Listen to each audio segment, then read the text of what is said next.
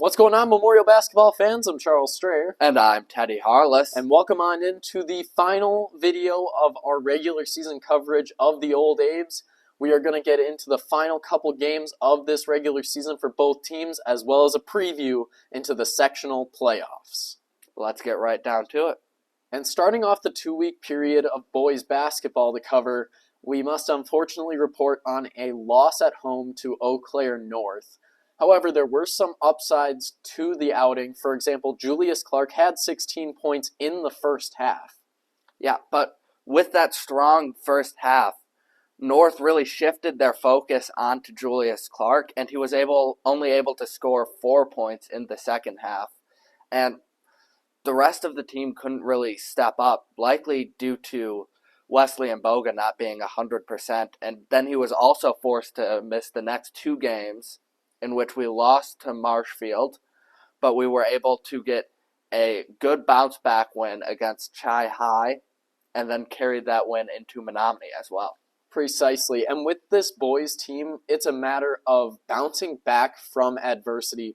We've seen it with Cooper Jesperson this whole time in the last few weeks, where we've been able to play in the absence of a big playmaker. It's something that Coach Brisky is clearly very adamant about teaching, how it's not make or break with any one player on this team. We did unfortunately lose to North in part due to Mboga only scoring 7 points. And then, obviously his absence at Marsh with the Marshfield game was definitely felt.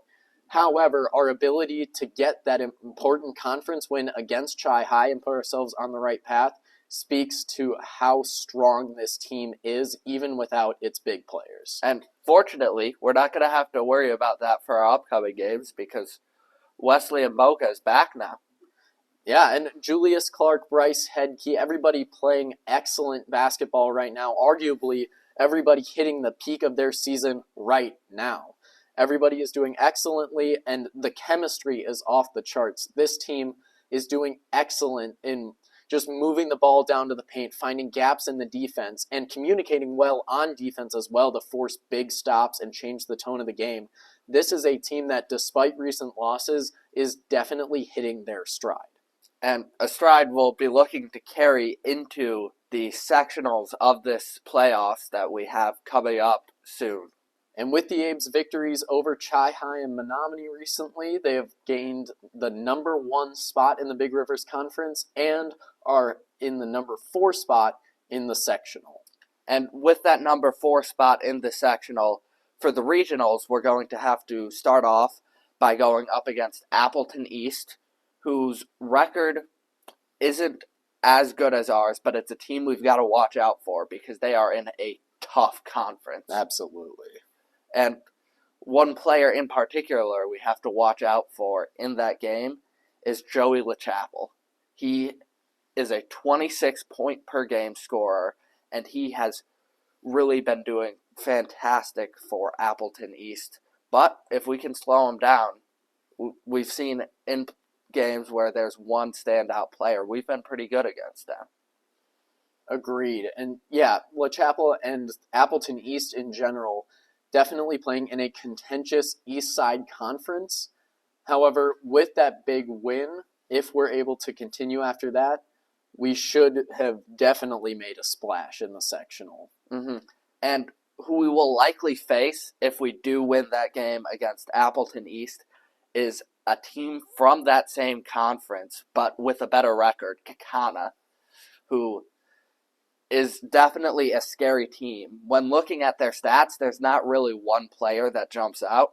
It's just a very well-rounded team, and that's something that's scary because if one guy's off that night, you got 5 other guys who are ready to step up, and that's something that's hard to play against. And it's going to be a tough game, definitely, but yeah, well said. We've got a tough opponent in the regional and a tougher opponent if we're able to advance to that sectional. However, this is a very strong team. I've got the most absolute confidence in our guys. And with these couple wins to get us ahead for number 1 in the Big Rivers Conference, there's definitely a lot to celebrate about this season. Yeah, for sure. Moving ahead to the final games of the girls' regular season, we had some excellent games to start it off against Central and Eau Claire North. And we had, on the individual side, some excellent games. On the team side, just everything seeming to click into place and going right. But Lydia Paulmier against Central had 21. Jordyn Pete against North with 20. Both of those girls, excellent job on their part. But the entire offense just moving like clockwork. The defense not giving the opponent anything to work with. Those were some very excellent games to start it off and put us ahead in trying to get back into number one in the BRC. But then we sort of struggled in those next two games. In the game against Menominee, we did better than them in the field goal percentage categories, most of them. But we struggled with turning the ball over a little bit too much. A little sloppy offense led them to get a lot of points off turnovers, and was ultimately the reason we lost the game. Yeah, as we know with Menominee, that turnover battle is something you must win in order to conquer Menominee.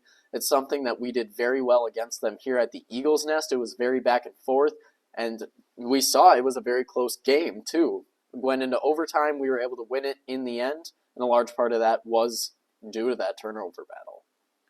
But we also then lost the game against Spash, which wasn't because of turnovers, but was also due to a little bit of sloppy play. We were getting open looks, we were getting good looks, but we were just missing them on offense. We were missing a lot of our opportunities we had, and as a result, our field goal percentage suffered, and theirs was really good. And both of those games, we struggled a little bit, and it wasn't a great section of time for girls basketball. Yeah, those two games definitely not seeing our best play. However, these girls were able to bounce back in a big way against Chi High, winning where it counts against a conference rival. And Raina Welsh had 28 points, was 12 for 12 from the field, and scored as many points as Chi High's entire team. And speaking of points, that was our season high for points in a game with 70 points. It's an excellent game that we hopefully look to catapult us into the playoffs, use some of that momentum, and keep this thing rolling. Yeah, absolutely. An 80-point game, a monster performance from Raina Welsh. All in all, just a great way to bounce back from a little bit of a rough patch against two teams that, while at our skill level, we definitely were looking to take away some victories there. But in terms of what we've got, we still ended with a commendable regular season record, and we've got some momentum going into the playoffs thanks to that Chi High win. Looking ahead at the regional matchups, the girls are also seeded 4th in their section. They're going to be taking on Oshkosh North first, and they've got two big scorers on their team, Ava Hansen, who averages 17.3 points a game, and Awad Alik, who averages 14. Now, those two have made a bit of a reputation for themselves.